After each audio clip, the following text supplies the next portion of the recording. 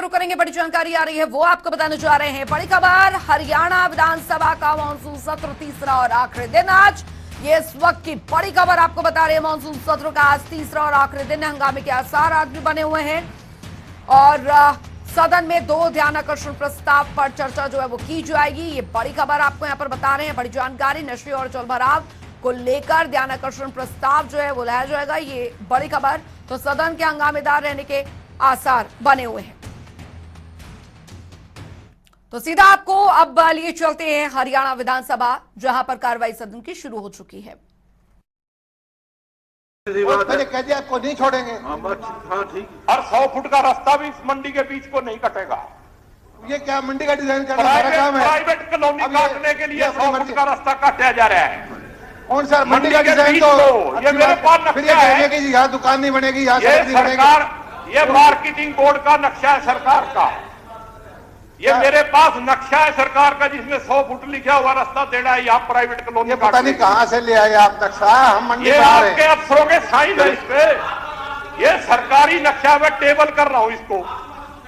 जनाब मैं आपको टेबल करता हूँ।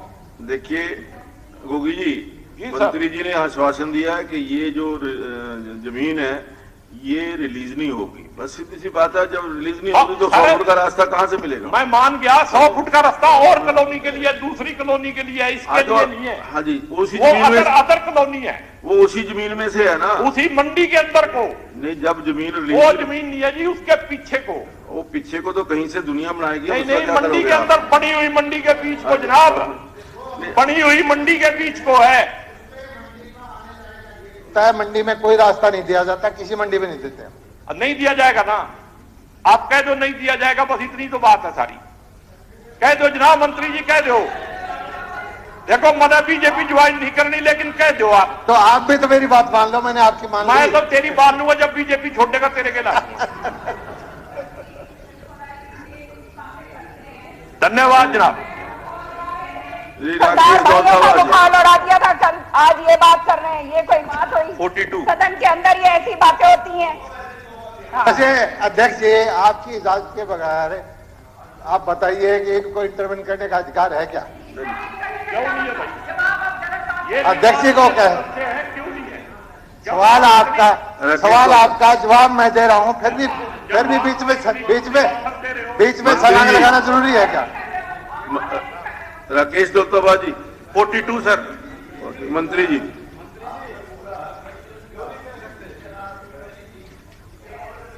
इन्होंने देना जवाब। मंत्री जी, मुख्यमंत्री।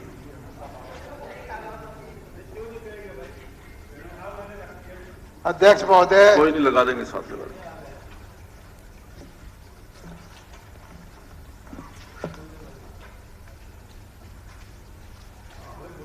उत्तर विधानसभा के पटल पर रख दिया गया है। अध्यक्ष जी, एक आम आदमी भी जब घर बनाता है तो वो पानी, बिजली, सड़क, अपना रास्ता उसके घर की तरफ जाए उसकी व्यवस्था करता है।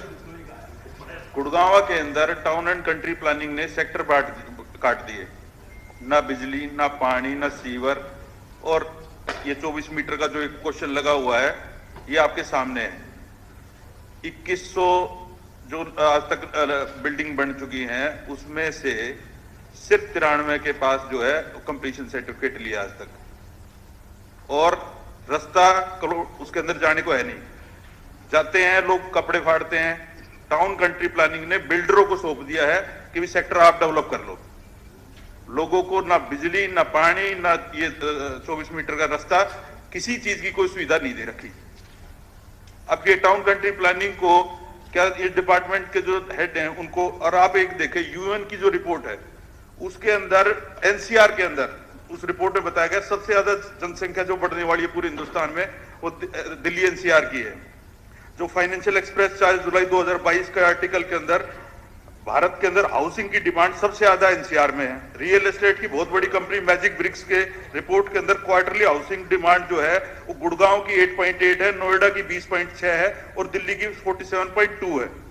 हाउसिंग कंपनी जो है प्रॉपटिगर जो है उसकी रिसर्च रिपोर्ट के अनुसार एनसीआर के अंदर जो इन्वेंट्री ओवरहैंग पूरे भारत में सबसे ज्यादा 73 महीने वो गुड़गांव के अंदर है। इन्वेंट्री ओवरहैंग होने की वजह से गुड़गांव के अंदर डिमांड नोएडा और दिल्ली से हमारे गुड़गांव के अंदर सबसे कम है, क्योंकि लोगों को बुकिंग कराने के बाद उनको जो है फ्लैट और वो मिलते ही नहीं है, तो बिल्डर राज चला हुआ वहां पे। तो 24 मीटर का जो है वो एक बार मैं मंत्री जी से जानना चाह रहा हूं कि 24 मीटर का क्या हल मिलेगा, कब मिलेगा? अध्यक्ष महोदय, माननीय सदस्य की चिंता जायज है। गुड़गांव के अंदर पीछे आज से 10 साल 15 साल पहले बहुत सारे लाइसेंस बिल्डर को दिए गए, इंफ्रास्ट्रक्चर डेवलप नहीं हुआ, 24 मीटर की सड़कें नहीं बनी, सीवर लाइन नहीं डली, और हुआ यहाँ तक कि ईडीसी का पैसा भी वहां का कहीं और दूसरे शहर में लगा दिया गया, और जमीन एक्वायर की थी उसका मुआवजा नहीं दिया गया, लोग सुप्रीम कोर्ट में चले गए, अनाउंसमेंट होती रही, अब जाके उन किसानों को मुआवजा देकर समाधान किया जा रहा है। मुख्यमंत्री जी ने गुड़गांव की डेवलपमेंट के लिए तरह तरह की नीतियां बनाई हैं, खासकर सड़कों के निर्माण के लिए 24 मीटर की या सेक्टर रोड की नीति बनाई है कि जो जमीन उसमें आएगी उसका टीओडी या उसका एफआर जमीन दे करके, हम फोर्सिबली एक्विजिशन नहीं करते, जमीन दे करके 200% तक का एफआर किसी और जगह ले जा सकते हैं। और इसी पॉलिसी के बाद लगभग 11 एप्लीकेशन आई हैं, एक एप्लीकेशन हमने सैंक्शन भी कर दी है, 10 की अंडर प्रोसेस है, और ये बड़ी अट्रैक्टिव पॉलिसी है। उम्मीद है कि जिसकी सड़क पे जमीन आती है वो दुगना एफआर ले करके सरकार को रास्ता दे करके उसको अच्छा फायदा मिलेगा। और मैं तो सदस्य महोदय से पहले भी कहता रहा हूं, कोई ऐसा सुझाव दे जिससे कि गुड़गांव डेवलप हो, गुड़गांव का विकास हो, कौन सी पॉलिसी देश में अच्छी है वो पॉलिसी हम गुड़गांव में लागू करें, जिससे सड़कें बने, सीवर बने, वाटर सप्लाई बने, और जो काम सरकार को करना है उसको तेज गति से करें। अध्यक्ष जी, मैं माननीय मुख्यमंत्री जी का बहुत बहुत धन्यवाद करता हूं कि हमारे महाराष्ट्र की तरह जो है वो टीडीआर पॉलिसी लेके आए, लेकिन 2000 के आसपास जब महाराष्ट्र में आई थी उसके बाद बहुत बार जो है उसी पॉलिसी के अंदर अमेंडमेंट हुई है। अभी भी पुणे के लिए अमेंडमेंट हुई है। हम खुद महाराष्ट्र गए और उस डिपार्टमेंट से जाके मिल के आए, उन्होंने बताया कि भी किस किस तरीके से ये प्रॉब्लम सोल्व होगी। अब जो टीडीआर पॉलिसी है उसके अंदर हमने नवंबर 8 महीने के अंदर सिर्फ एक टीडीआर आज तक हुआ है, और पीडीआर तो एक भी नहीं हुआ है, 0, क्योंकि ये टीडीआर पॉलिसी के अंदर एक प्लॉट पे 2 एफआर मिलता है, 2 का। लेकिन जैसे इसका अगर मंत्री जी सोल्यूशन, पूरी पॉलिसी यहाँ पर डिस्कस नहीं होगी, कोई आपका प्रश्न है तो पूछ लीजिए। प्रश्न ये है कि इसका जो हमारी ये टीडीआर पॉलिसी कामयाब नहीं है। ये टीडीआर पॉलिसी जब कामयाब होगी जब इसके अंदर जो एफआर 2 जो मिलता है एक प्लॉट के ऊपर, जब सरकार जो है अपना 0.64 वो लेना बंद करे और जो बिल्डर को बोले कि भाई आप टीडीआर खरीद लो और आप ये जो 64 है वो अब सरकार आपसे नहीं लेगी, आप टीडीआर जो है वो ले लो और आपका वो है आपको 0.64 से है वो खरीदना नहीं पड़ेगा। इसके अलावा सरकार जो है वो नहीं चाहती कि भाई उनको एक्वायर करना पड़े, ना ही जो इमरजेंसी क्लोज लेके आना चाहती है, जैसे हमारे नेशनल हाईवे के ऊपर 3A लगा के जो आप लिखित में कोई आपके सुझाव है मंत्री जी को दे दीजिए। सर मैं ये बहुत बार डिस्कस करता हूँ, माननीय मुख्यमंत्री जी के लिए बहुत ज्यादा चिंतित है, लेकिन इसका सोल्यूशन तब मिलेगा सर जब एक बार कोई सिर्फ पॉलिसी डिबेट करने का कोई ये सर डिबेट नहीं हो रही। आप एक बार कोई फ्लैट ओनर आप मंत्री जी को लिखित में दे दें। आप दीपक मंगला जी। अध्यक्ष जी 43 The reply is placed on the table of the House. माननीय अध्यक्ष जी, मैं आपके माध्यम से माननीय मंत्री जी से कहना चाहता हूं कि पलवल के अंदर, पलवल से लेके मथुरा से लेके फरीदाबाद तक सारा नेशनल हाईवे है, दिन प्रतिदिन वो नेशनल हाईवे बढ़ता जा रहा है। केजीपी, केएमपी और बहुत सारी कनेक्टिविटी पलवल से हुई है। उस नाते पलवल पे ट्रैफिक का बहुत बड़ा भार बढ़ा है और कोई भी एक ट्रॉमा सेंटर हमारे इस हाईवे पर नहीं है। और अगर एक ट्रॉमा सेंटर अगर हमारा होगा तो निश्चित तौर पर आए दिन एक्सीडेंट होते रहते हैं। हमारे जो सिविल हॉस्पिटल के सीएमओ साहब के यहाँ से भी एक लेटर हमारा डीजी हेल्थ के पास गया है। उस लेटर के अनुसार 300 से 400 जो एक्सीडेंट के पेशेंट हर महीने होते हैं वो वहां से रेफर किए जाते हैं दूसरे अस्पतालों के लिए।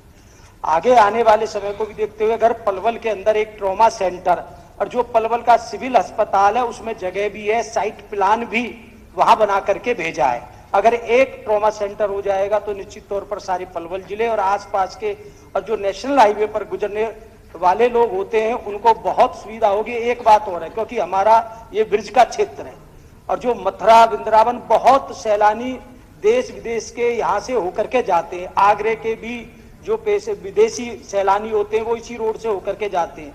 आए दिन एक्सीडेंट होते हैं, तो सभी के लिए एक ये सूटेबल रहेगी। मेरा आपके माध्यम से माननीय मंत्री जी से अनुरोध रहेगा, अगर इस और ध्यान दे करके करा जाए तो ये हमारे लिए ठीक रहेगा। अध्यक्ष महोदय,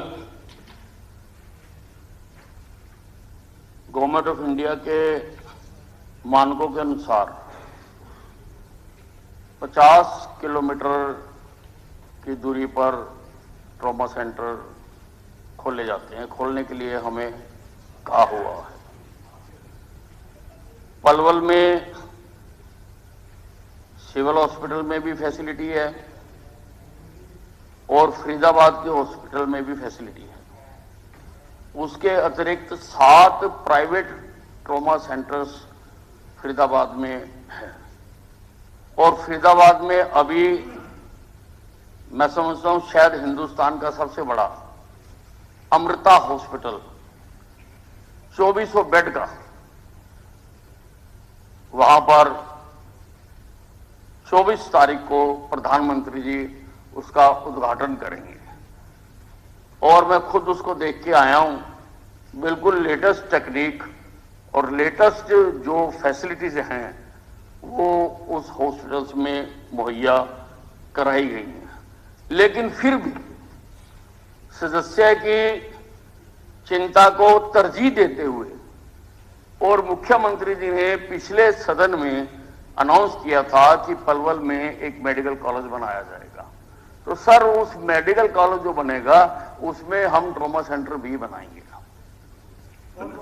धन्यवाद। श्रीमती किरण चौधरी जी।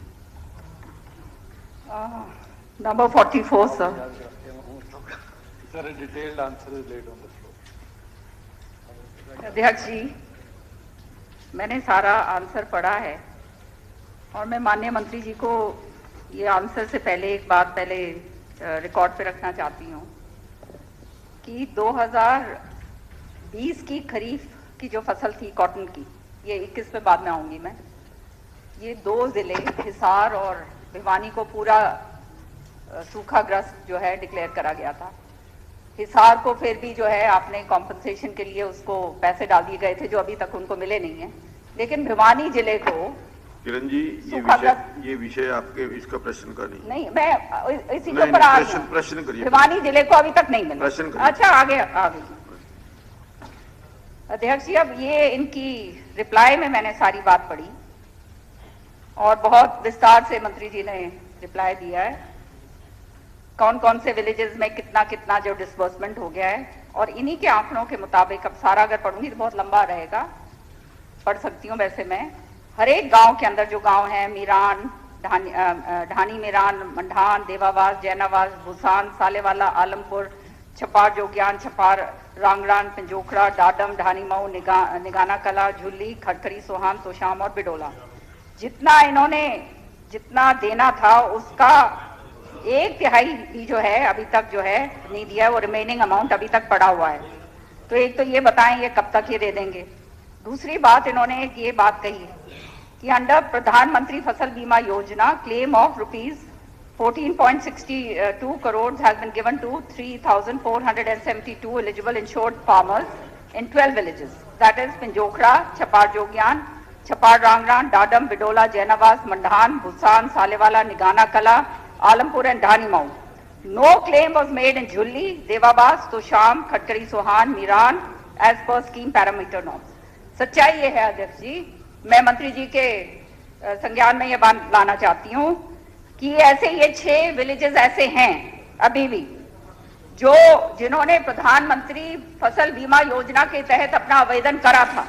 तोशाम, मीरान, ढानी मीरान, देवाबास, खरखड़ी, झुल्ली और ये तोशाम, मीरान, ढानी मीरान, देवाबास, खरखड़ी और झुल्ली, इनको ये कह रहे हैं कि इन्होंने एज पर स्कीम जो है इन्होंने वो आवेदन नहीं करा प्रधानमंत्री फसल बीमा योजना, पर इन्होंने आवेदन करा है। वहां पर किसान धरने पे बैठे हुए डीसी के पास 20 बारी गए हैं और मैं आज ये कहना चाहती हूँ on the floor of this house कि वो डीसी को आप उन गांव के अंदर भेज दो। अगर वो गांव वाले ये कह दें कि जी हमने फसल बीमा योजना नहीं करी है, तो या तो वो मैं झूठी या ये सच्चे, ये झूठे एक ही बात।